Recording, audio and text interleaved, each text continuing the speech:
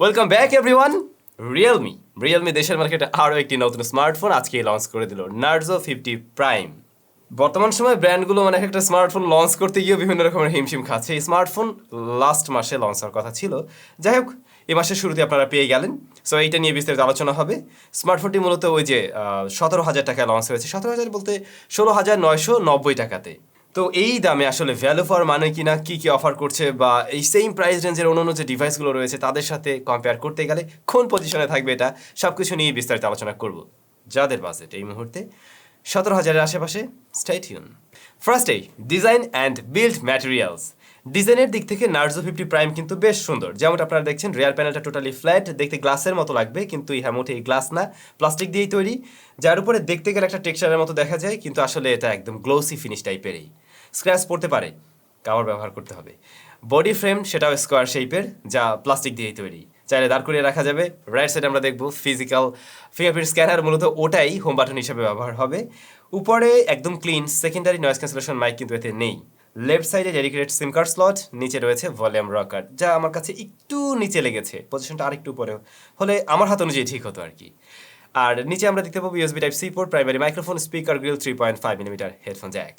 যেটা বলছিলাম, home বাটনেই fingerprint scanner হিসেবে কাজ করবে। এই পজিশনটা একটু ডাউন করে রাখা হয়েছে এবং ফিঙ্গারপ্রিন্ট আনলক স্পিড বেশ ফাস্ট অ্যান্ড একুরেট। সাইড বায়োন্টেন্ট আপনারা মোটামুটি বরাবর সব ফোনেই দেখে আসছেন ভালো রেজাল্ট করে, স্মার্টফোনটা তার ব্যতিক্রম না। সো কী নিয়ে কথা বলা যায় এবারে? ক্যামেরা। রেয়ারে আমরা 3টি সেন্সর দেখব। ক্যামেরা মডিউলটাও কিন্তু বেশ সুন্দর।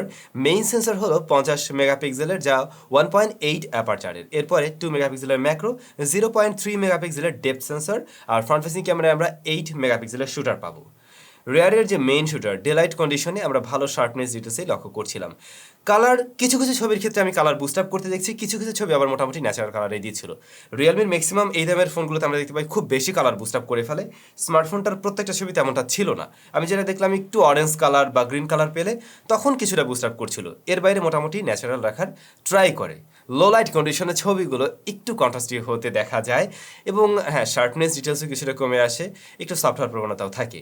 নাইট মোড রয়েছে, সেটা অন করে নিলে আরেকটু বেটার রেজাল্ট পাওয়া সম্ভব, তবে স্টেডি করে ধরে রাখতে হয় বেশ কিছুক্ষণ। আর ডাইনামিক রেঞ্জ, সেটা আমরা বলবো এই বাজেটের অন্যান্য স্মার্টফোনের মতোই অ্যাভারেজ পেয়েছি।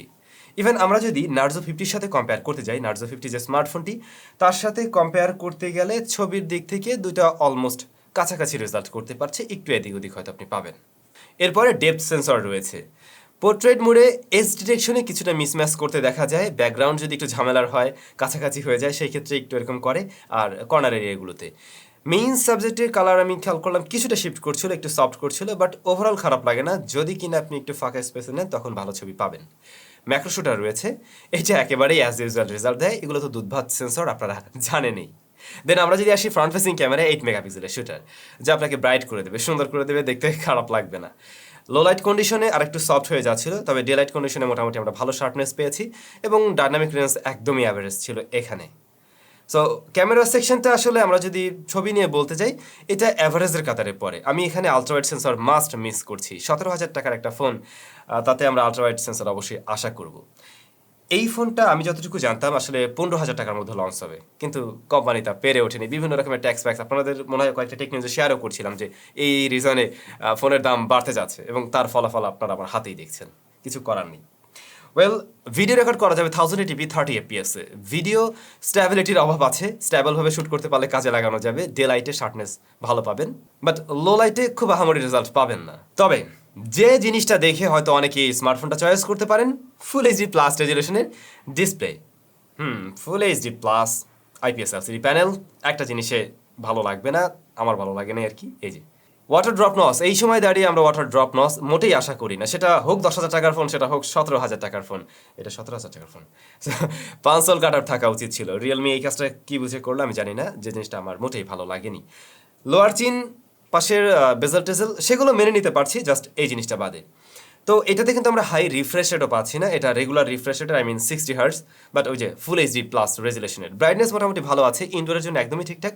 আউটডোরে শ্যাডো এরিয়াতে ঠিক আছে, আই মিন গাছের নিচ দিয়ে হেঁটে যাচ্ছেন, চালাতে পারবেন, বাট ডিরেক্ট সানলাইটে তখন কিছুটা স্ট্রাগল করতে পারে। বাট ডিসপ্লে পিপিআই ভালো হওয়াতে শার্পনেসটা কিন্তু ভালো পাবেন। 400-400-র মতো রয়েছে পিপিআই, দ্যাটস ওয়াই যে কোনো কন্টেন্ট দেখতেই ভালো লাগবে। তো যারা মানে প্রচুর পরিমাণে ভিডিও টিডিও দেখেন তাদের ভালো লাগার কাতারে থাকলেও থাকতে পারে। এমনিতে কালার টালার মোটামুটি ভালো পেয়েছি, সাইড থেকে দেখতে গিয়ে কোনো ধরনের শিফটিং ইস্যু পাইনি।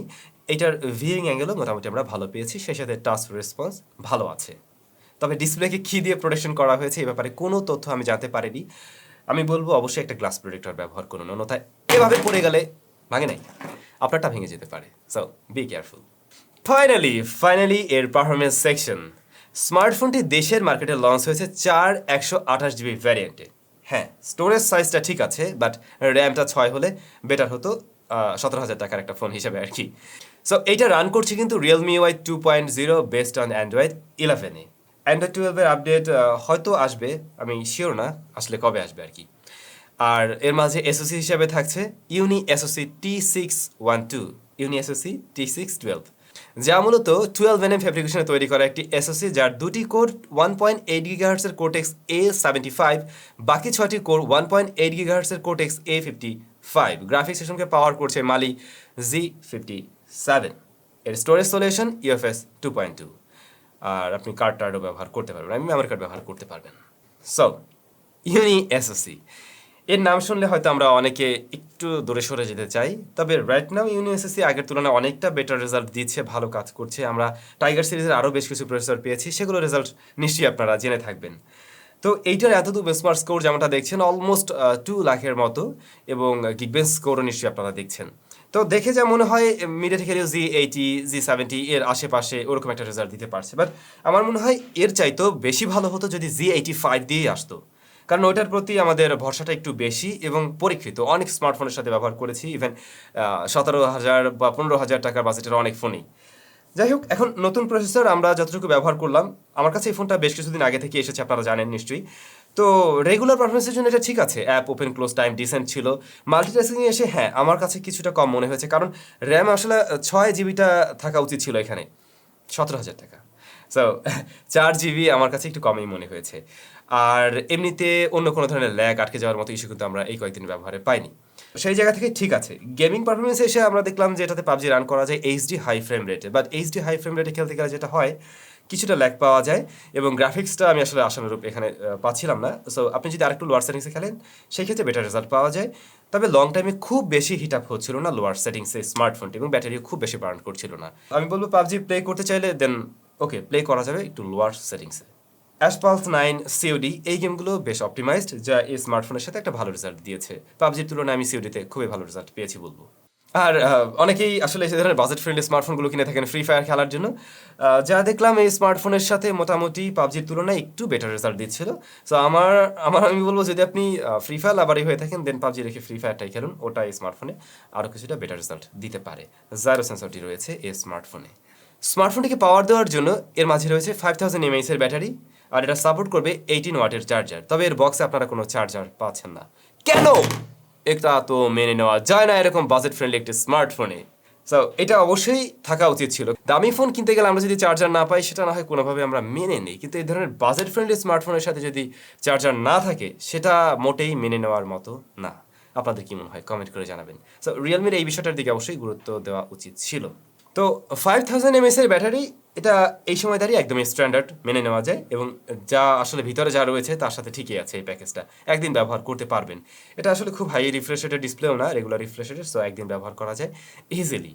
স্পিকার সিঙ্গেল স্পিকার আমরা পাবো, লাউডনেস ঠিক আছে, ফুল ভলিউমে কিছুটা ডিস্টরশন দেয় কিছু কিছু সাউন্ড থেকে, বেজের কিছুটা ঘাটতি মনে হয়েছে, এর বাইরে ওকে। এয়ারপিসের সাউন্ড নিয়ে কোনো প্রবলেম নেই, এবং বোথ কানেকশনে অর্থাৎ ইন্টারনেটের কথা বলছি আমি, বোথ কানেকশনে আমরা ঠিকঠাক রেজাল্ট পেয়েছি।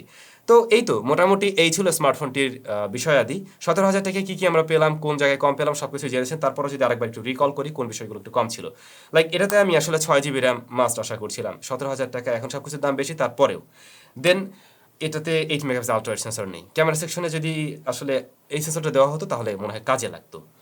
আরও একটা ব্যাপার বলা যায়, ইউনিএসএসির এই প্রসেসরটা একদম খারাপ না, বেশ ভালোই। তারপরও যেহেতু আমরা মিডিয়াটেকের ওই Z85 Z80 সাথে যথেষ্ট পরিচিত, সো ওগুলো থাকলে আমাদের মনে হয় মানে আর একটু ভালো লাগতো আর কি। তো এই বিষয়গুলোতে যদি কমতি না থাকতো তাহলে এই দামেও আমি কোনো কমপ্লেন করতাম না, বাট এখন যা মনে হয় স্মার্টফোনটার দাম আর কিছুটা কম হলে ভালো হতো। আপনাদের কাছে ওভারঅল কী মনে হয়েছে অবশ্যই কমেন্ট করে জানাবেন। তারপরেও কিছু মানুষকে অবশ্যই এটা রিকমেন্ড করা যায় যারা খুব সুন্দর লুকসের একটা স্মার্টফোন খুঁজে থাকেন, ক্যামেরা একটা ডিসেন্ট রেজাল্ট দেবে, ফুল এইচডি প্লাস রেজুলেশনের ডিসপ্লে দরকার এবং আপনার ভালো ব্যাটারি ব্যাকআপ দরকার, দেন আপনারা চাইলে এই স্মার্টফোনটাকেও চয়েস করতে পারেন। ভালো থাকবেন, সুস্থ থাকবেন, দেখা হচ্ছে স্যামজনের নতুন ভিডিওতে। তারা ওয়েলকাম ব্যাক এভরিওয়ান। মামা আরও আগে তো ওরকম এই দেখো যেরকম এইরকম